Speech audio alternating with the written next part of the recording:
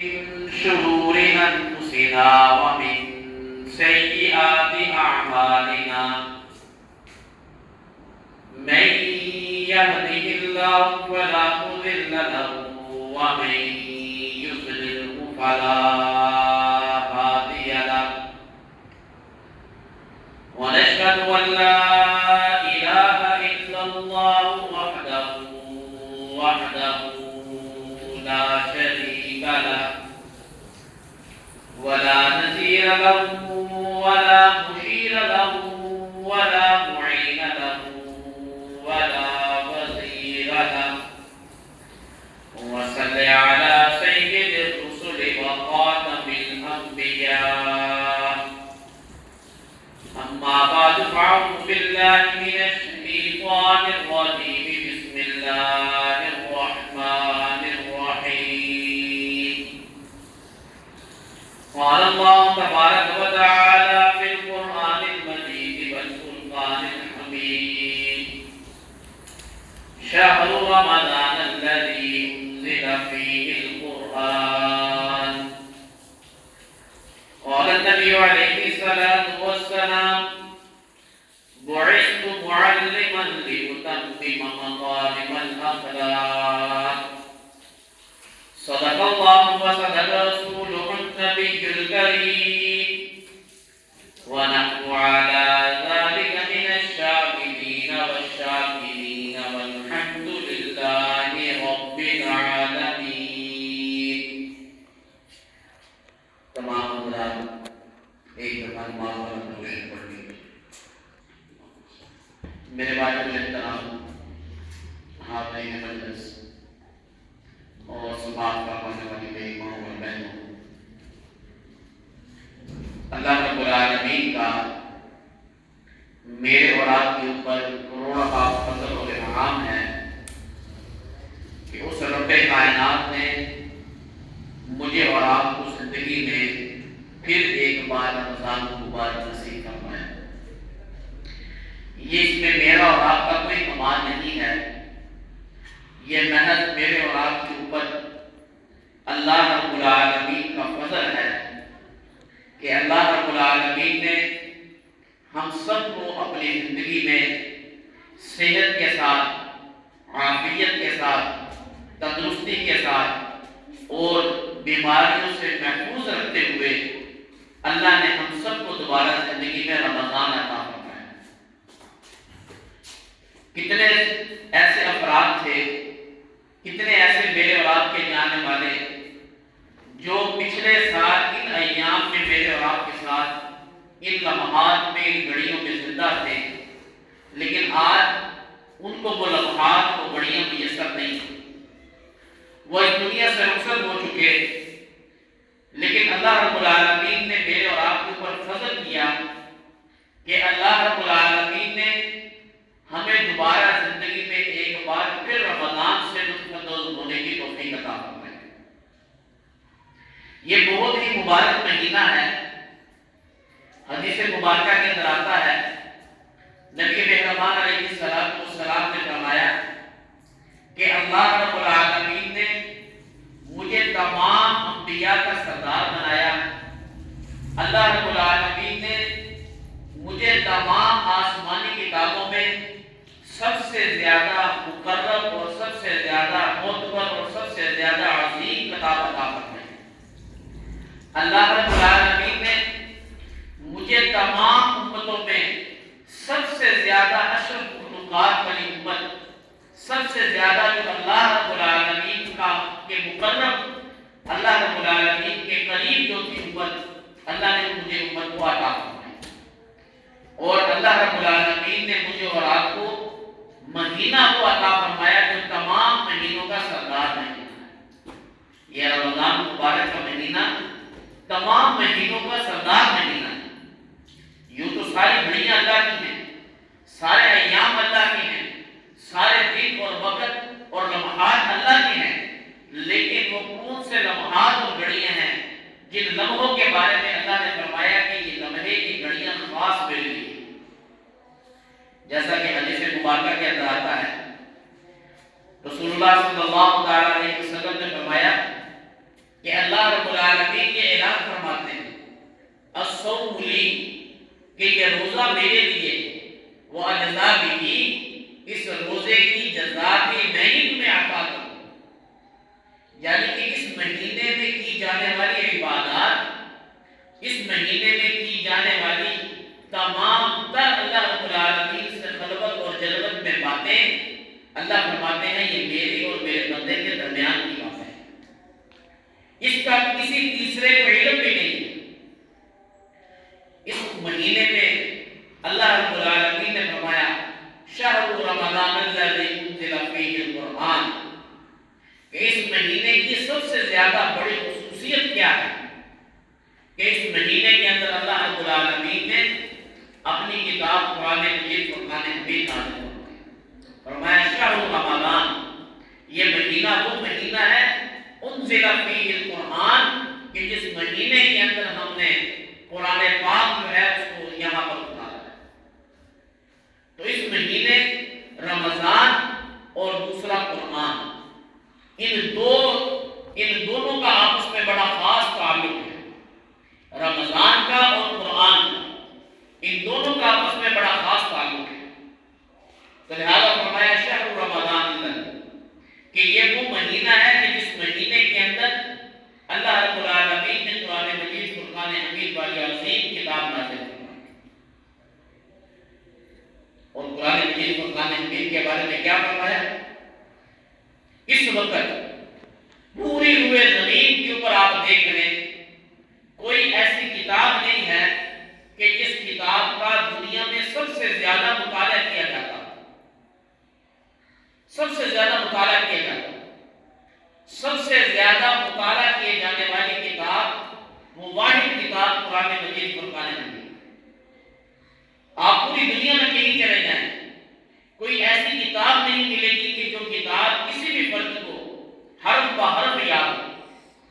کوئی بھی کتاب نہیں. آپ دنیا کے کسی بھی ٹاپک کے اوپر کتاب اٹھا کر دیکھ لیں، کوئی ایسی کتاب نہیں ہے کہ جو کسی انسان کو حرف بہ حرف یاد ہو. لیکن واحد قرآن مجید فرقان حمید ایک ایسی کتاب ہے جو حافظ قرآن کے سینے کے اندر، جو عوام الناس کی زبانوں کے اوپر الف لام میم سے لے کر والناس تک انہی الفاظ کے اندر محفوظ ہے جس طریقے سے قرآن مجید فرقان حمید کے اندر. ہندوستان کے اندر ایک دفعہ انگریز نے جتنے بھی قرآن پاک کی نسخے تھے سارے اکٹھے کروائے، اور ان تمام نسخوں کو اکٹھا کروا کر انہوں نے دریا میں بہا دیا. جب دریا میں بہایا تو لوگ بتلاتے ہیں، کتابوں میں یہ بات لکھی ہوئی ملتی ہے کہ اس قرآن پاک کے نسخوں کی جو سیاہی کا پانی تھا اس کی وجہ سے دریا کا سارا پانی سیاہ ہو چکا تھا. اتنے زیادہ نسخے ہندوستان سے اس نے اکٹھے کروائے، اور جب اکٹھے کروا کے اس نے دریا میں بہائے تو سیدنا عطا اللہ شاہ صاحب بخاری رحمۃ اللہ تعالی علیہ ان کو بلایا، اور بلا کے یہ کہنے لگا کہ دیکھو عطا اللہ، ہم نے قرآن پاک کے سارے نسخے جو ہیں اس کو پانی کے اندر بہا دیا، اب تمہارا کوئی بھی فرد قرآن پاک کا حافظ نہیں نظر آئے. تو شاہ صاحب مسکرانے لگے. انگریز بڑا حیران ہوا، کہنے لگا آپ کس بات میں مسکرا رہے ہیں؟ شاہ صاحب نے فرمایا کہ تم کسی محلے میں سے کسی ایک چھوٹے سے بچے کو جو قرآن پاک کا حافظ ہو اس کو بلا کر لاؤ. تو چنانچہ ایسا ہی کیا گیا. ایک بالکل نابالغ بچہ، چھوٹا سا بچہ جو حافظ قرآن تھا اس کو لا کر کھڑا کیا گیا.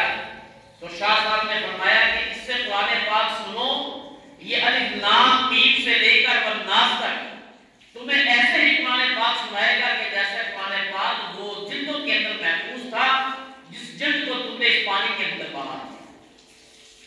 اور فرمایا سنو، صرف یہی نہیں، ہندوستان کی دھرتی پر ایسا نہیں ہے، بلکہ انگریز کو کہا کہ اگر تم برطانیہ بھی جاؤ گے تو وہاں پر بھی اگر کسی مسلمان کے بچے کو اٹھاؤ اور اس کو بھی یہی کہو کہ مجھے قرآن پاک سنائے، وہ بھی الف لام میم سے لے کر والناس تک تمہیں قرآن سنائے گا. اس کے اندر کوئی غلطی نہیں ہوگی، اس کے اندر اور اس کے درمیان کوئی رد و بدل جائے گی. کیوں؟ اللہ رب العالمین نے اس کتاب کو لوح محفوظ کے اندر محفوظ کر دیا. یہ ایسی کتاب نہیں ہے، یہ کسی انسان کا لکھا ہوا ڈائجسٹ یا رسالہ نہیں ہے، یہ براہ راست کلام اللہ ہے. یہ کیا ہے؟ کلام اللہ. یہ وہ الفاظ مبارکہ ہیں کہ جس کو اللہ رب العالمین نے اپنی زبان مبارک سے بیان فرمایا. سبحان اللہ. یہ کتنے عظیم بول ہیں، کتنا بابرکت کلام ہے. یہ اس سے بڑا دنیا کے اندر کوئی بابرکت کلام ہو نہیں سکتا. میں مثال دیتا ہوں. یہ الماری کے اندر قرآن پاک رکھا ہوا ہے. اس قرآن پاک کے ساتھ جو کپڑا لگا ہوا ہے، آپ اس کپڑے کو کبھی زندگی میں دھوتے نہیں ہیں. کس لیے نہیں دھوتے؟ تاکہ اس کی میل والا پانی بھی جو ہے وہ ہمارے گٹر کے اندر نہ جائے. کتنے سالوں آسان گزر جاتے ہیں، قرآن پاک کے غلاف کو ہم دھوتے نہیں. یہاں تک کہ وہ قرآن پاک شہید ہو جاتا ہے اور اس غلاف کو اور اس قرآن پاک کو اٹھا کر ہم کسی قبرستان میں کسی کنویں کے اندر ڈال کے آ جاتے ہیں، لیکن اس کو کبھی دھوتے نہیں ہیں. اس لیے کہ اس کا احترام ہمارے دلوں میں اتنا ہے کہ ہمارے گھر میں کوئی ایسی جگہ نہیں ہے، ہمارے کپڑے دھونے والی جگہ اتنی پاک نہیں ہے کہ ہم قرآن پاک کے اس غلاف کو یہاں پر دھو سکیں. ایسا ہوتا ہے کہ نہیں ہوتا؟ تو اللہ اکبر. قربان جائیں اس چھوٹے سے ننھے سے حافظ کے اوپر، اس چھوٹے سے دل کے اوپر قربان جائیں کہ جس دل کے اندر اللہ رب العالمین اتنی بڑی عظیم کتاب قرآن مجید فرقان حمید جو اپنے سینے کے اندر محفوظ کر رہا ہے. یہ حافظ قرآن یہ کوئی معمولی بات نہیں. اپنے سینے میں قرآن پاک کو محفوظ کرنا یہ مت سمجھیے کہ ہم نے تو اپنے بچے کو جو بڑا ہی شرارتی تھا اس کو مدرسے میں ڈال دیا. ای سعادت بزور بازونیس، وہ فارسی کا مقولہ ہے، ای سعادت بزور بازونیس. اس میں تمہارا کوئی کمال نہیں، یہ کام تم کر ہی نہیں سکتے تھے. اللہ رب العالمین نے اپنے خزانوں کے اندر اس بچے کے نام کے ساتھ حافظ لکھ دیا. اللہ نے اس کو تمہارے گھر میں پیدا کیا. پھر اللہ نے تمہیں توفیق دی کہ تم اپنے بیٹے کو مدرسے میں داخل کرواؤ، اس کے سینے میں قرآن پاک محفوظ کرواؤ. اس کے لیے شب و روز تم محنت اور کوشش کرو. اللہ رب العالمین نے یہ سعادت تمہارے حصے میں رکھ دی. ورنہ یہ کام تم خود سے نہیں کر سکتے. تو اس لیے میرے معزز سامعین، قرآن اور رمضان ان کا آپس میں بڑا تعلق ہے. پوری کائنات میں اس وقت سب سے زیادہ تلاوت کی جانے والی کتاب وہ قرآن مجید فرقان حمید ہے. اس سے زیادہ اس وقت کوئی کتاب کی تلاوت یہ نہیں کہ صرف رمضان آ گیا. اس لیے پورے سال میں آپ کسی بھی جگہ، کسی بھی گھڑی، کسی بھی لمحات میں کوئی بھی دنیا کی ایسی کتاب نہیں ہے کہ جس کی اتنی تعلیم کی جاتی ہو، جس کو اتنا پڑھا جاتا ہو سوائے قرآن مجید فرقان حمید. کیوں؟ اللہ نے اس کتاب کے اندر فرمایا اقرأ، اس کو پڑھو. اور صرف پڑھنے کا مطلب یہ نہیں ہے کہ اس کے الفاظ کو پڑھو. فرمایا کہ اس قرآن پاک کے اندر کتنے خزائن ہیں. ہدی للناس، یہ کتاب تو تمہاری ہدایت کے لیے اتاری گئی ہے. کس لیے اتاری گئی؟ تاکہ تم اس کتاب کے ذریعے سے اپنی اچھائی اور اپنی برائی کے بارے میں تقسیم کر سکو. تم اس کتاب کے ذریعے سے یہ حاصل کر سکو کہ تمہارے لیے دنیا میں کیا اچھا ہے اور تمہارے لیے آخرت میں کیا برا ہے. اس کتاب کو تو تمہیں اس لیے دیا گیا. لیکن افسوس کہ اس کتاب کو تو ہم نے الماریوں کی زینت بنا دی. اس کتاب کو تو ہم نے صرف قسم اٹھانے تک کے لیے رکھ دیا. اس کتاب کو ہم نے اپنے گھر میں باعث برکت کے لیے رکھ دیا. حالانکہ یہ کتاب گھر میں باعث برکت کے لیے نہیں تھی. یہ کتاب تو تمہارے عمل کرنے کے لیے. اس کتاب کے اندر اللہ نے جو میرے اور آپ کے لیے زندگی گزارنے کا طریقہ بتلایا تھا، یہ کتاب تو اس کام کے لیے دی گئی تھی تاکہ تم اس کتاب کو پڑھو اور پڑھنے کے بعد بعد تمہیں پتہ چل سکے کہ تم نے دنیا کے اندر تجارت کیسے کرنی، تمہیں پتہ چل سکے تم نے اپنی ازدواجی زندگی کیسے گزارنی، تمہیں پتہ چل سکے کہ تم نے معاشرے کے اندر کیسے رہنا، تمہیں پتہ چل سکے کہ تم نے حلال کیسے کمانا، تمہیں پتہ چل سکے کہ تم نے اپنے گھر کی چار دیواری کے اندر اپنی عزت اور اپنی تقدس اور اپنی عزت اور آبرو کو کیسے محفوظ کر کے رکھنا ہے۔ یہ کتاب تو تمہیں اس کام کے لیے دی گئی، لیکن افسوس کہ ہم نے اسی کتاب قرآن مجید فرقان حمید کو بجائے یہ کہ اس کتاب کے اوپر عمل کرتے، ہم نے اس کتاب کو صرف قسموں کے اٹھانے تک کیا۔ تو میرے معزز سامعین، اللہ رب العالمین نے ہمیں نبی کون دیے؟ جو تمام انبیاء کا سردار۔ بولو میرے ساتھ، نبی کون سا دیا؟ جو تمام انبیاء کے سردار۔ اللہ نے ہمیں کتاب کون سی دی؟ جو تمام کتابوں کے سردار۔ اللہ نے ہمیں امت کون سا بنایا؟ جو تمام امتوں کے سردار۔ اللہ نے ہمیں مہینہ کون سا دیا؟ جو تمام مہینوں کا سردار۔ اللہ نے آج ہمیں جمعے کا دن کون سا دیا؟ جو تمام یوم کا سردار۔ تو پھر بھی ہم اللہ کی انعامات کو نہ سمجھیں، اللہ کے فضل اور اللہ کی رحمت کو نہ سمجھیں، تو پھر ہم سے بڑا جاہل اور بے وقوف کوئی، ہم سے بڑا نکما دنیا میں پھر کوئی بھی نہیں۔ میرے معزز سامعین، قرآن مجید فرقان حمید کے اندر اللہ رب العالمین فرماتے ہیں اِنَّا أَنزَلْنَاهُ فِي لَيْلَةِ الْقَدْرِ، کہ یہ رمضان کا مہینہ چل رہا ہے، فرمایا تمہارے پاس ایک رات آنے والی ہے۔ کون سی رات؟ وہ لیلۃ القدر کی رات آنے والی ہے۔ اِنَّا أَنزَلْنَاهُ فِي لَيْلَةِ الْقَدْرِ۔ آگے فرمایا وَمَا أَدْرَاكَ مَا لَيْلَةُ الْقَدْرِ، تمہیں کیا پتا لیلۃ القدر کس کو کہتے ہیں؟ تمہیں لیلۃ القدر کے بارے میں کیا پتا؟ فرمایا لیلۃ القدر کی رات تمہاری تمام زندگی، اگر تم اس کو سجدے میں سر رکھ کر اللہ کی عبادت کرو تو لیلۃ القدر کی ایک رات تمہاری تمام زندگی کی رات سے بہتر ہے۔ فرمایا 80 سال کی عبادت، 80 سال کی عبادت سے بھی زیادہ بہتر ہے۔ لیکن میں اور آپ ذرا دیکھیں، ہماری 35 سال 40 سال 50 سال عمر ہے، تو 20-22 سال تو ہمارے بچپنے میں گزر جاتے ہیں، اور اس کے بعد جب جوانی چڑھتی ہے تو اس وقت تو ہمیں عبادت کا شوق ہی نہیں ہوتا، اس وقت تو ہم اللہ کی طرف متوجہ نہیں ہوتے۔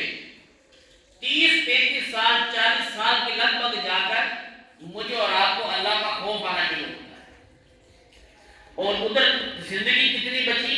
تقریباً 40 سال۔ اگر 80 سال بھی پوری لگا دیں تو 40 سال تو ہم نے فضولیات میں گزار دی، باحیات باتوں میں کاموں میں گزار دی۔ پیچھے کتنے بچے؟ 40 سال۔ اب انہی 40 سال کے اندر ہم عبادت بھی کر رہے ہیں، اللہ کی ناشکریاں بھی کر رہے ہیں، اللہ کی نافرمانیاں بھی کر رہے ہیں، کبھی نماز پڑھ رہے ہیں کبھی نہیں بھی پڑھ رہے، پھر رات کو سو بھی رہے ہیں، اور اس کے علاوہ اپنا کاروبار بھی کر رہے ہیں، اس کے اندر جھوٹ بھی بول رہے ہیں، اس کے اندر غیبت بھی کر رہے ہیں۔ تو 40 سال جو زندگی بچی اس کے اندر گناہ بھی اتنے زیادہ کر رہے ہیں، اور اللہ کی اس قدر عبادت بھی نہیں کر رہے جیسی ہمیں کرنی چاہیے تھی۔ لیکن دیکھو اللہ پھر بھی فرما رہے ہیں کہ تمہاری تمام زندگی کی عبادت سے وہ ایک رات کی عبادت بہتر ہے، ایک رات کی عبادت۔ تو آگے لیلۃ القدر کی رات آنے والی ہے، فرمایا اِنَّا أَنزَلْنَاهُ فِي لَيْلَةِ الْقَدْرِ وَمَا أَدْرَاكَ مَا لَيْلَةُ الْقَدْرِ، کہ تمہیں لیلۃ القدر کے بارے میں کیا پتا؟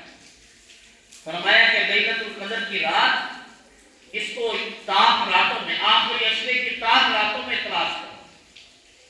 اب یہاں پر ایک مسئلہ سمجھیے، ہم کیونکہ پاکستانی ہندوستان کے رہنے والے ہیں، آپ مجھے یہ بتائیں کہ جو اسلامی اعتبار سے جو چاند ہوتا ہے وہ کتنے دن کا ہوتا ہے؟ 28 دن کا، 29 دن کا۔ لیکن آپ میں سے مجھے کوئی پہلے بتا سکتا ہے کہ یہ مہینہ 28 کا ہوگا یا 29 کا ہوگا؟ کوئی کیلنڈر بتا سکتا ہے؟ بولو تو صحیح ہے، نہیں نہ بتا سکتا۔ پھر مجھے یہ بتائیں کہ یہ کیا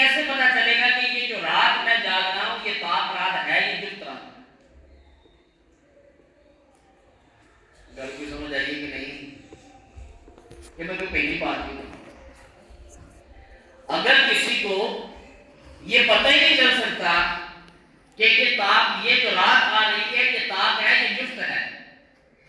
یعنی کہ 20ویں روزے کے بعد جب 21واں روزہ شروع ہو گیا، اب یہ طاق راتوں میں نے اور آپ نے لیلۃ القدر کو تلاش کرنا ہے. ایسے ہی ہے نا، طاق راتوں میں ہم نے تلاش کرنا ہے. لیکن یہ کیسے پتا چلے گا کہ یہ جو طاق راتیں بن رہی ہیں یہ 28 پہ جا کے ختم ہوگی، 29 پہ جا کے ختم ہوگی؟ میں عرض یہ کرنا چاہتا ہوں کہ مختصر گنی چنی 7 یا 8 راتیں ہمیں ان راتوں میں جاگنا چاہیے، ان تمام راتوں میں جاگنا چاہیے، چاہے وہ جفت ہے یا طاق، چاہے وہ 21 کی رات ہے یا 22 کی رات. میں اس بات کی نفی نہیں کر رہا کہ نعوذ باللہ لیلۃ القدر جفت طاق راتوں میں نہیں ہوگی طاق نہیں ہوگی، لیکن جو رات طاق بنتی بھی ہے کہ نہیں بنتی مجھے اور آپ کو کیا پتا. تو لہذا ہمیں تمام راتوں کو جاگنا چاہیے تاکہ ہمیں اللہ رب العالمین اس رات سے فائدہ اٹھانے کی توفیق عطا فرما سکے. تو اس لیے ایک تو ساری رات میں جانا ہے.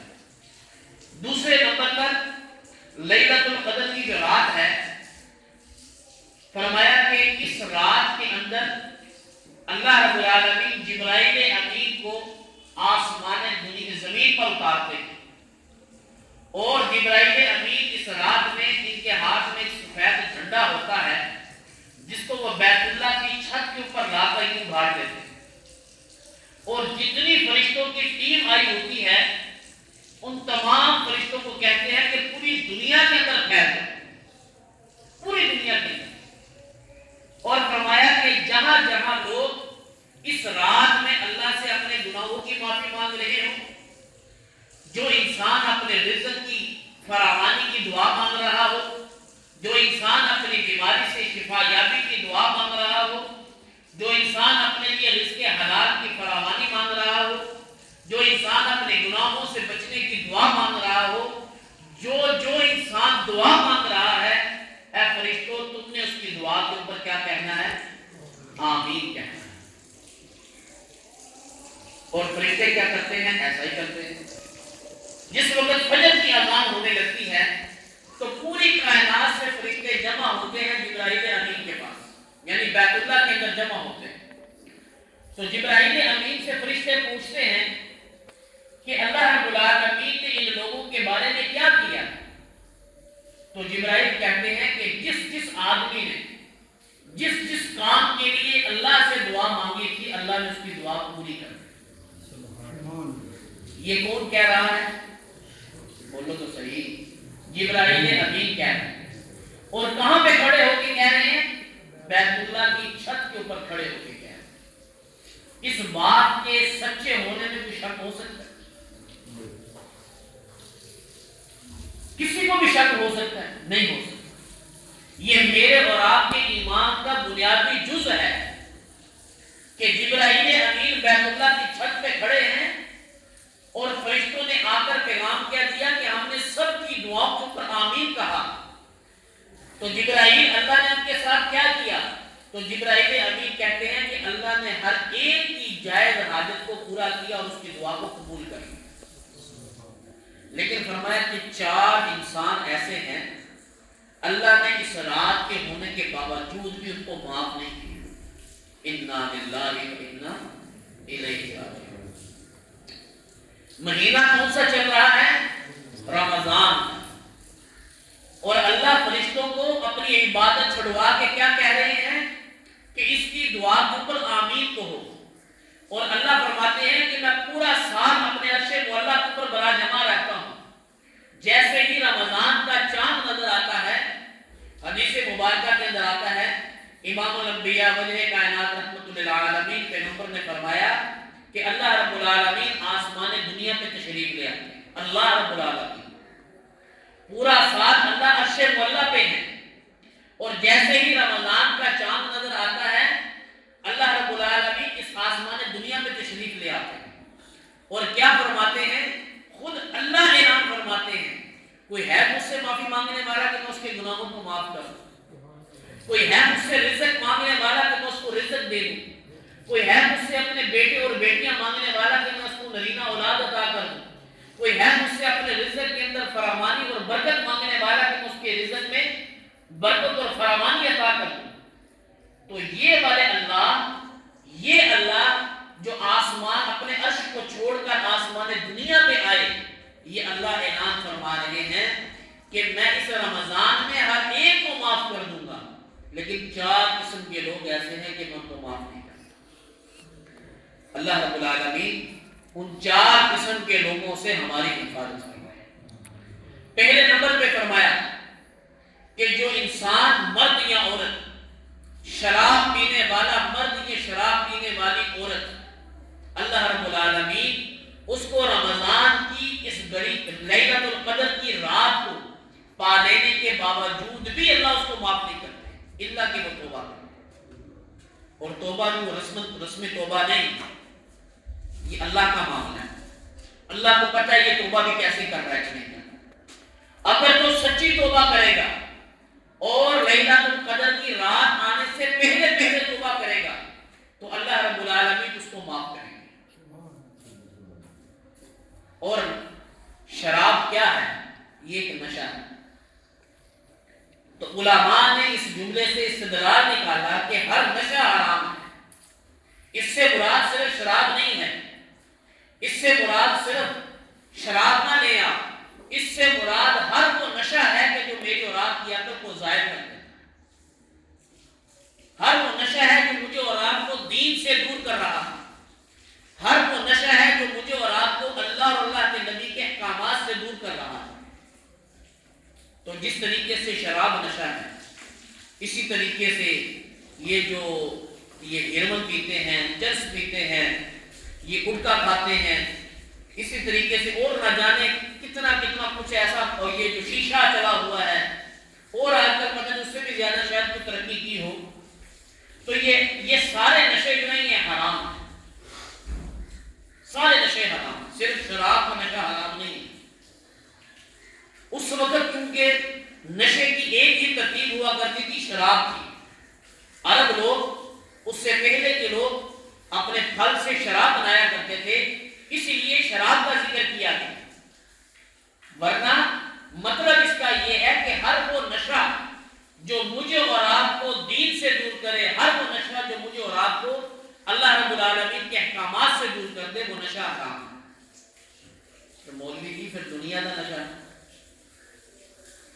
جائیداد کا نشہ، اپنے کاروبار کے اندر حلال حرام کی تمیز کیے بغیر کا نشہ، یہ نشہ کدھر جائے؟ مٹی کی مورتی کا نشہ، یہ نشہ کدھر جائے؟ یہ سارے وہ نشے ہیں جن نشوں کی وجہ سے میری اور آپ کی نوجوان نسل تباہ و برباد ہوئی، یہ سارے وہ نشے ہیں۔ تو لہذا نشہ جو ہے، اللہ رب العالمین کے پیارے حبیب نے فرمایا کہ اللہ رب العالمین اعلان فرما رہے ہیں کہ اللہ اس رات میں شراب پینے والے کو معاف نہیں کریں گے، نشہ کرنے والے کو اللہ معاف نہیں کریں گے۔ اللہ ہماری حفاظت فرمائے۔ دوسرے نمبر پہ فرمایا والدین کے ساتھ والدین کی نافرمانی کرنے والا، والدین کی نافرمانی کرنے والا فرمایا وہ بیت اللہ کی چھت میں کھڑا ہو کر بھی نماز پڑھے، اللہ اس کو معاف نہیں کرے۔ عجیب ماحول بن چکا ہے، اپنے دوستوں کے ساتھ باہر ایسے خطہ پیشانی سے ملتے ہیں، اپنے دوستوں کی محفل میں بیٹھتے ہیں تو ایسے حشاش اور مشاش ہوتے ہیں، ایسے ہنسی اور مسکراہٹ کی محفل لگی ہوتی ہے، اور جیسے ہی والدین کی خدمت پہ جاتے ہیں تو تھانے دار بن جاتے ہیں۔ عجیب چہرہ، غصہ، چہرے کے اوپر غصہ، میں بڑا پریشان ہوں، مجھے بڑا غصہ آتا ہے، آپ سے باہر ہو جاتا ہوں، جیسے ہی گھر کے اندر آتا ہے تو اس کی یہ کیفیت ہے۔ میرے محمد عربی علیہ السلام نے فرمایا، سیدنا عائشہ صدیقہ رضی اللہ تعالیٰ عنہ فرماتی ہیں کہ آپ علیہ السلام جب گھر میں تشریف لایا کرتے تھے، میری سارے دن کے کام کاج کی تھکاوٹ رسول اللہ صلی اللہ تعالیٰ علیہ وسلم کے چہرے کو دیکھ کر اتر جایا کرتی تھی۔ کس لیے کہ آپ علیہ السلام جب گھر میں تشریف لاتے تو مسکراتے ہوئے آتے، تھانے دار بن کے نہیں جاتے، مسکراتے ہوئے گھر کے اندر تشریف لے کے جاتے۔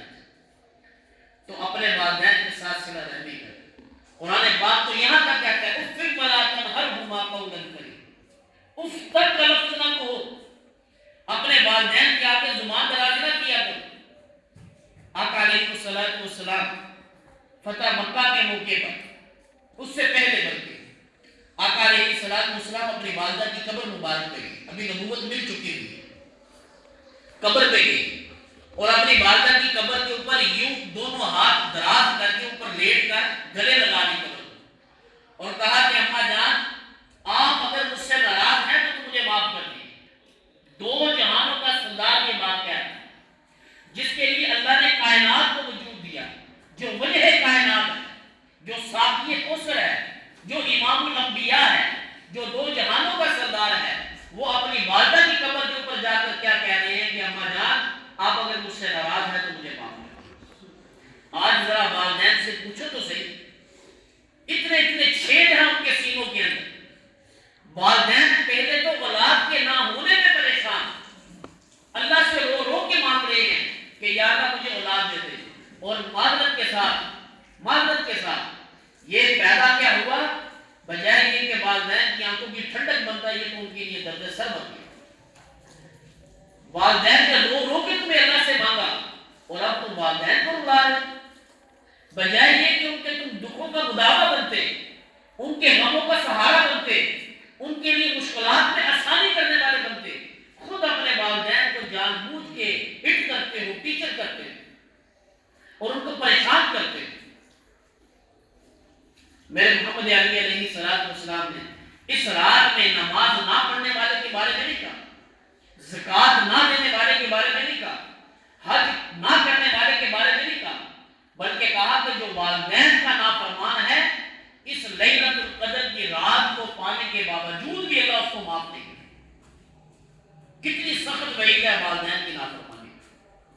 آج یہ دوستوں کے ساتھ 3 بجے رات کو دوست کا فون آ گیا تو یہ اٹھ کے چلا جاتا ہے، اور ماں کی دعائی، باپ کی دعائی اس کو یاد نہیں، باپ کے ساتھ 2 منٹ نہیں بیٹھ سکتا، ابا جی تم تو چپ بھی کر دے تو ہم نے پتہ نکال کے۔ جس باپ نے تمہیں معاشرے میں قدر کیا، جس باپ نے معاشرے میں تجھے عزت اور احترام دیا، جس باپ نے تجھے انگلی پکڑ کے چلنا سکھایا، آج اس باپ کو یہ کہہ رہا ہے کہ ابا جی تسی تے چپ کرو، میں بندے نال گل کر، تانوں کی پتا، ایک منٹ صبر تے کرو، میں گل کر۔ جو باپ اس کے پیدا ہونے پہ کہہ رہا ہے کہ میرا بازو پیدا ہو گیا، جس کے پیدا ہونے پہ اس کی چھاتی سینہ چوڑا ہو گیا، وہ فخر سے اپنے رشتہ داروں میں، عزیز و اقارب میں کہہ رہا ہے کہ میری نسل پیدا ہوگی، یہ نسل اس کا نام خراب کر، اور والدین بیچارے پتہ نہیں کیسے سر چھپائے دیے پھرتے ہیں، کہاں کہاں سے میرے اور آپ کی گلے شکوے سن کر ان کے اوپر پردہ ڈالتے ہیں۔ کتنی ایسی باتیں ہوتی ہیں کہ والدین کو باہر سے سننے کو ملتی ہیں، اور والدین اپنے بچوں کے مستقبل کے لیے ان کی وہاں پہ محنت سماجت کر کے ان کے اوپر پردہ ڈال دیتے ہیں۔ یہ جانی کرو بات، میرے بچے نے مستقبل اور یہ بچہ بڑا ہو کے اپنے ہی باپ کے گریبان کو آتا ہے، اس کا ہاتھ سب سے پہلے باپ کی، اس کی آنکھیں باپ کے لیے غصے میں اترتی ہیں، لا حول ولا قوت، اس کو غصہ آتا ہے، اور غصہ کس پہ ہوتا ہے؟ یہ باپ کے اوپر غصہ ہوتا ہے، اس کو شرم نہیں آتی۔ جس باپ کے بارے میں حدیث مبارکہ کے اندر آتا ہے، ایک صحابی رسول علقمہ رضی اللہ تعالیٰ عنہ کا قصہ سنانے لگا ہوں، کسی اور کی بات نہیں۔ ایک صحابی رسول روح قبض نہیں ہوتے، زبان کے اوپر کلمہ نہیں آتا، ان کی والدہ نے ایک صحابی رسول کو کہا کہ جاؤ آپ آقا علیہ السلام کو جا کے، ان کی بیوی نے پیغام بھیجا کہ جاؤ جا کے آقا علیہ السلام کو بتاؤ۔ آقا علیہ السلام نے پوچھا اس کے والدین زندہ ہیں؟ فرمایا کہ والد کا انتقال ہو چکا ہے، اب کون ہے؟ میں ان کی والدہ حیات ہے۔ فرمایا ان کی والدہ کو جا کے میرا پیغام دو، یا آپ میرے پاس آ جائیں یا میں آپ کے پاس آ جاتا ہوں۔ اللہ اکبر، وہ صحابہ کرام تھے۔ بیٹا مرض الموت کے اندر مبتلا ہے، جب ماں کو یہ پیغام ملا تو ماں نے کہا کہ میں آپ آقا علیہ السلام کی خدمت میں جاتی ہوں۔ آپ علیہ السلام کی خدمت میں گئی، اور جا کے جب رسول اللہ نے پوچھا کہ تمہارے بیٹے کی طبیعت کیسی ہے، کہا یا رسول اللہ اس کی روح قبض نہیں ہو رہی۔ فرمایا کہ آپ ان سے ناراض ہیں؟ فرمایا کہ ہاں میں اس سے ناراض ہوں۔ ماں کہہ رہی تھی کہ میں اس سے ناراض ہوں۔ جس ماں نے اس بچے کو جنا، جس ماں نے نہ سردی نہ گرمی نہ دھوپ نہ چھاؤں اپنا پیٹ کاٹ کر اس بچے کو پالا، جس ماں نے ہر قسم کے دکھ اٹھا کر اس کی تربیت کی، جس ماں نے ہر قسم کے تانے اور تشنیع سن کر اس کو معاشرے کے اندر عزت اور مقام اور احترام دیا، اس ماں کے ساتھ یہ کس طریقے سے پیش آتا ہے، یہ ماں کے ساتھ کس طریقے سے گریبان پکڑ کے گفتگو کرتا ہے، یہ ماں کی بازو مروڑ کے گفتگو کرتا ہے۔ رسول اللہ صلی اللہ علیہ وسلم نے فرمایا کہ آپ اس سے ناراض ہیں؟ کہا ہاں یا رسول اللہ میں اپنے بیٹے سے ناراض ہوں۔ کہا کہ آپ اس کو معاف کر دیں۔ کہا یا رسول اللہ اس نے میرا بڑا دل دکھایا، اس نے مجھے بڑی تکلیفیں پہنچائی، میں نے تو اپنی برادری اور رشتہ داروں میں رو رو کر اس کو مانگا، لیکن یہ میرے ہی سامنے سینہ چوڑا کر کے کھڑا ہو گیا۔ آقا علیہ الصلوۃ والسلام نے پھر فرمایا کہ میں آپ سے کہتا ہوں کہ آپ اس کو معاف کریں۔ یا رسول اللہ میرا دل نہیں کرتا ہے اس کو معاف کریں۔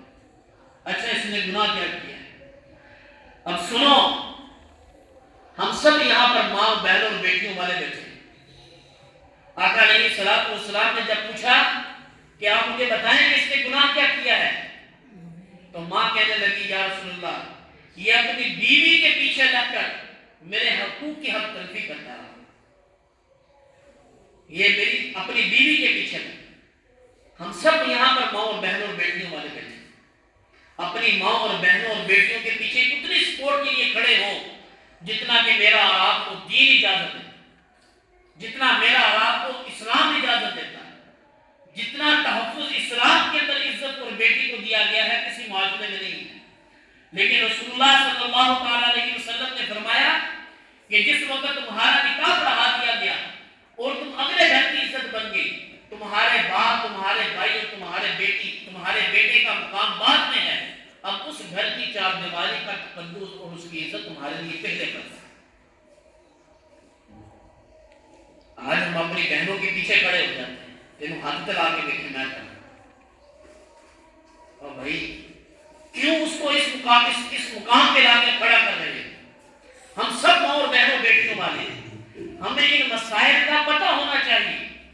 اپنی بہن کو، اپنی بیٹی کو، اپنی ماں کو ہمیں اپنے خامدوں سے، بہنوں کو بھی کہتا ہوں، ہمیں اپنے خامدوں سے اور بیٹیوں سے اس حد تک مطالبہ کرنا چاہیے کہ وہ اس حد تک نہ اتر جائے کہ اپنے ماں باپ کو پیچھے چھوڑ دے۔ میں اکثر ایک جملہ کہا کرتا ہوں، جس نوجوان کی شادی نہیں ہوئی، یہ میرا ذاتی جملہ ہے، یہ کوئی شریعت کا مسئلہ نہیں، جس نوجوان کی شادی نہیں ہوئی اگر وہ والدین کا نافرمان ہے نا، تو یہ میں اپنی ذات پہ کہتا ہوں کہ آپ اس کو مان کر، جس کی شادی نہیں، اس کو تو سمجھ ہی نہیں ہے کہ ماں باپ اس کو کہتے ہیں۔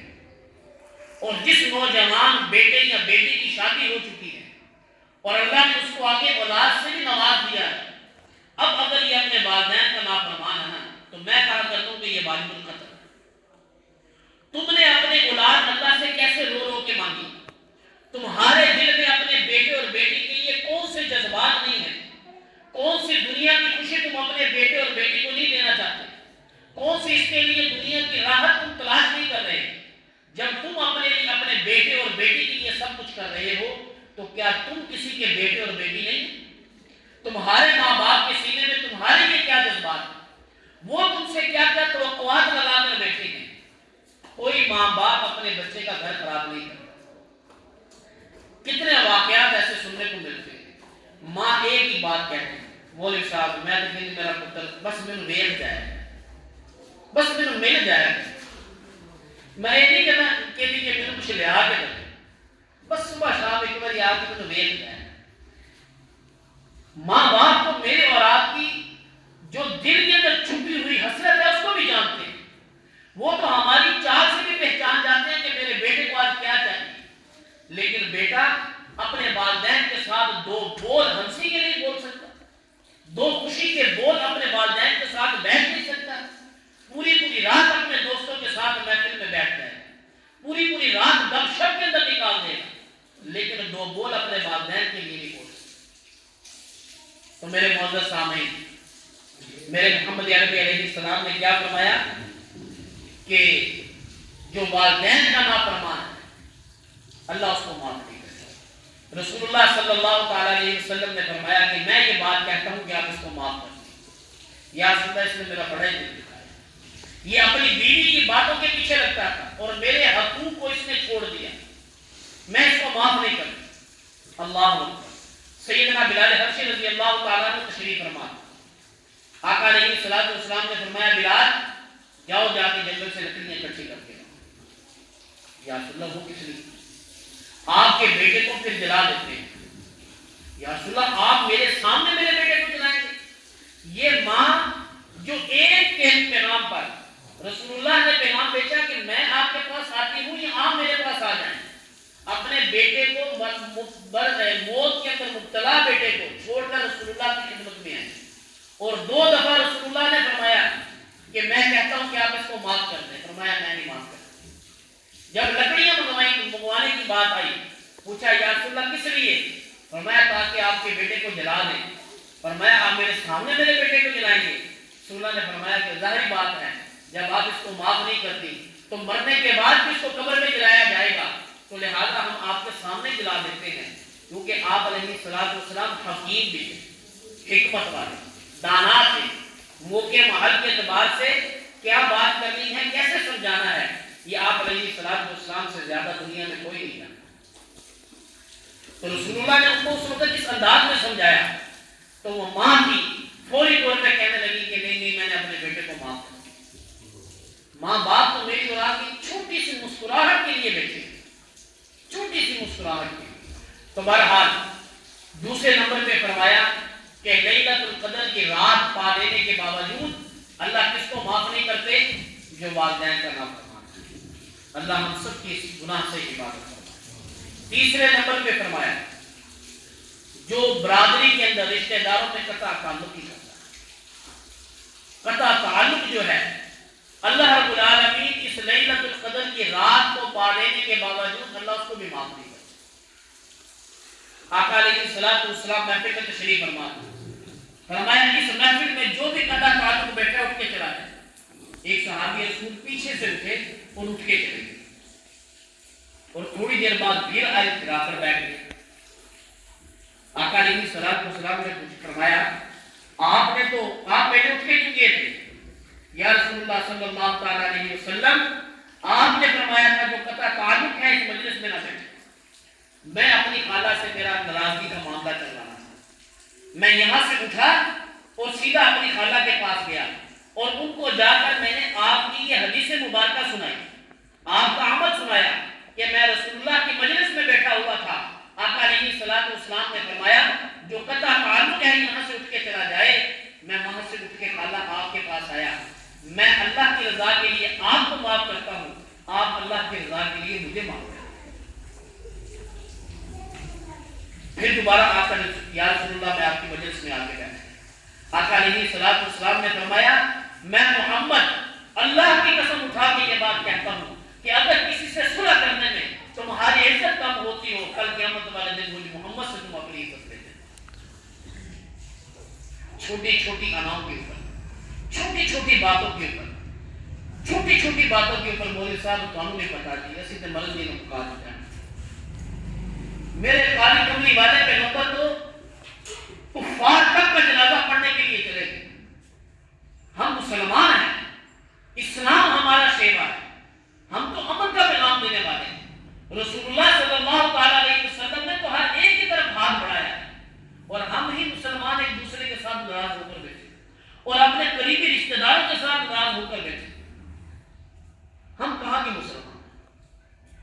اگر ہمارے اندر دین ہے، اگر ہمارے اندر رمضان آیا ہے، اگر ہمارے اندر قرآن آیا ہے، اگر ہمارے اندر نماز اور روزہ اور تسبیحات آئی ہیں، تو پھر اس کا حق تو یہ ہے کہ اس بات کو سننے کے بعد اگر ہمارے کسی کے ساتھ بھی ناراضگی ہے تو اللہ کی رضا کے لیے اس کے ساتھ جا کر صلح کریں، اور کس بات پہ صلح کریں کہ آپ کی ناراضگی حق تھی، میں تو اللہ کے نبی کا حکم پورا کرنے کے لیے آپ مجھے اللہ کی رضا کے لیے مانگیں. کیا اس کام کو کرنے سے جنت اور جہنم سے بڑی بھی کوئی چیز ہے؟